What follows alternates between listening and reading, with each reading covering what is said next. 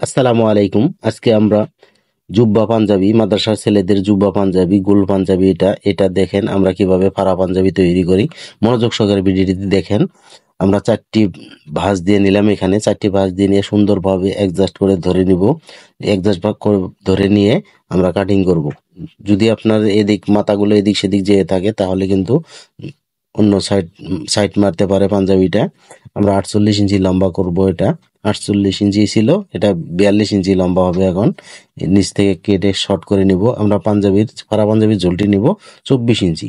এখন সাইড দিয়ে মার্ক করে সোজা করে নিতেছি। এখানে একটু একটু রাউন্ড আছে, তবে একটু রাউন্ড না থাকলে পাঞ্জাবিতে পারফেক্ট ফিটিং হবে না। আমরা কাটিং করে নিতেছি, আপনারা এভাবে কাটিং করে নেবেন। কাটিং করে নেওয়া আমাদের শেষ। এখানে সেলাইগুলো আমরা একটা একটা করে সেলাই, একটি একটি ভাঁজ দিয়ে সেলাইগুলো দিয়ে নিব আমরা, কারণ 2টি ভাঁজ দিয়ে যদি আমরা সেলাইগুলো দিই ফিনিশিং আসে কম। এটা পাঞ্জাবির সাইড সেলাই একটা করে সেলাই দিতেই হয়, আপনারাও একটা করে সেলাই দিয়ে নেবেন। প্রথমে একটা দিবেন, তারপর আরেকটা দিবেন। বন্ধুরা, ভিডিওটি যদি এতটুকু উপকার হয়ে থাকে তবে ভিডিওতে একটা লাইক দিয়ে সাবস্ক্রাইব করে বেল বাটন অল করে দিন এই ধরনের নিত্য নতুন টিপস ভিডিও পেতে।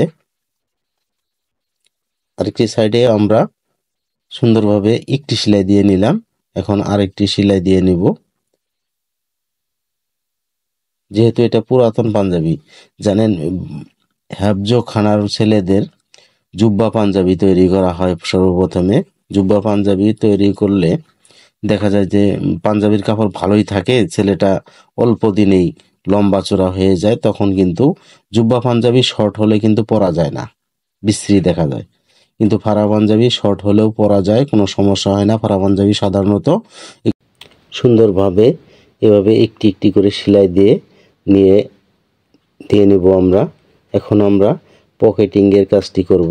দেখেন পকেট খুলে গেছে, খোলা। এখন পকেটটা সেটিং করব। যারা বাড়িতে কাজ করেন তারা পকেট সেটিং করতে পারেন না। দেখেন এখানে আমরা 3 ইঞ্চি নিচে 3 ইঞ্চি নিলাম, এখানে জয়েন্ট দিতে হবে, আটকিয়ে নিতে হবে। এখানে পকেটটা সেটিং হবে, খুব সহজ এটা। কিন্তু যারা মা বোনেরা আছেন তারা হয়তো এই পকেটগুলো সেটিং করতে পারেন না, খুলে গেলেও সেট করতে পারেন না, বড় বড় টেলার্সে নিয়ে যেতে হয়। আজকে যদি মনোযোগ সহকারে ভিডিওটি দেখেন তাহলে আর নিয়ে যেতে হবে না। দেখেন এখানে কিন্তু আমরা একটি পার্টের উপরে আরেকটি পার্ট উঠিয়ে দিয়ে এখানে সেলাইটা দিয়ে নিলাম, আমরা চাপ সেলাই দিয়ে নিলাম। এখানে আর খুলবে না। চাপ সেলাইগুলোতে আপনারাও একটা করে ব্যাক স্টিচ দিয়ে নেবেন। দেখুন এটা কিন্তু ভিতর থেকে সেটিং করা, পকেটের কাপড়টা পকেটের ভিতর থেকে সেটিং করা। এটা ভিতর থেকেই একটু সেলাই দিয়ে নিতে হবে। ভিতরের দিকে পকেটটা ভিতরের দিকে বাম সাইডে আমরা সরিয়ে রেখেছি, সরিয়ে রেখেই সেলাইটি দিয়ে নিতে হবে। আর এখানে খেয়াল রাখতে হবে পকেটের মুখের কাপড়ের মুখে সেলাইটা পড়ে কিনা, এদিকে সতর্ক থাকতে হবে। খুব সতর্ক থেকে সেলাইটি দিয়ে নিতে হবে। এমনভাবে সেলাই দিবেন না যেন পকেট একবার বন্ধ হয়ে যায়, সেদিকে খেয়াল রাখবেন আপনারা।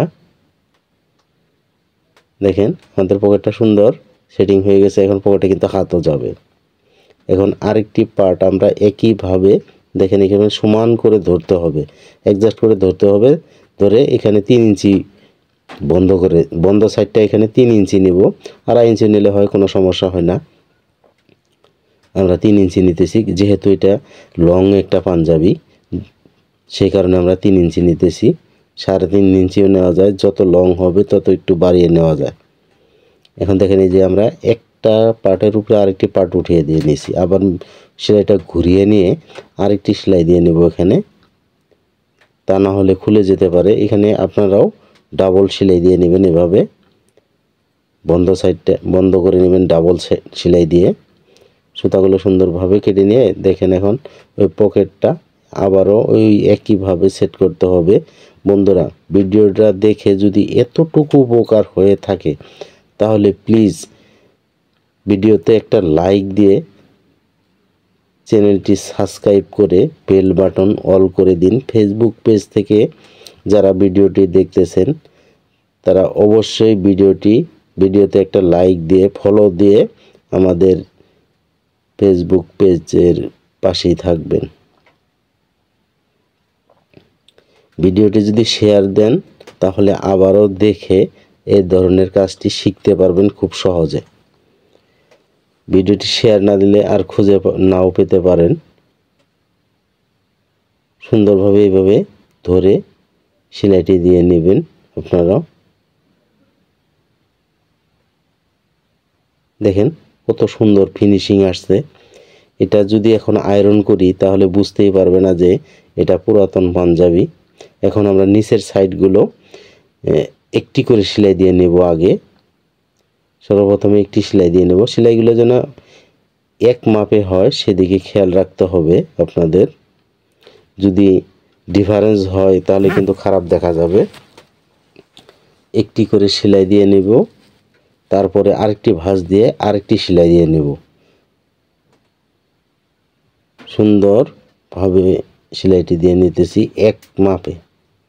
এই সেলাইটা কিন্তু আপনাদেরকে খেয়াল রাখতে হবে, বাম সাইডে চাপিয়ে দিতে হবে সেলাইটা। বাম সাইডে বেশি কম জায়গা রাখবেন, আরেক সাইডে একটু কম রাখবেন। সুন্দরভাবে এভাবে সেলাই দিয়ে নেব। এখন যে সেলাইটা দিয়ে নিতেছি, এখন ডাইন সাইডে কাপড়টা বেশি রাখবেন, বাম সাইড থেকে সেলাইটা পড়বে, তাহলে কিন্তু সেলাইটা ভালো ফিনিশিং আসবে। যেমন চাইনিজ শার্টগুলোরও এইভাবে সেলাই দিয়ে নিতে হয়। দেখেন কত সুন্দর ফিনিশিং আসছে। বন্ধুরা, ভিডিওটা শেষ পর্যায়ে সুস্থ থাকবেন, ভালো থাকবেন এই কামনাই করি। আসসালামু আলাইকুম।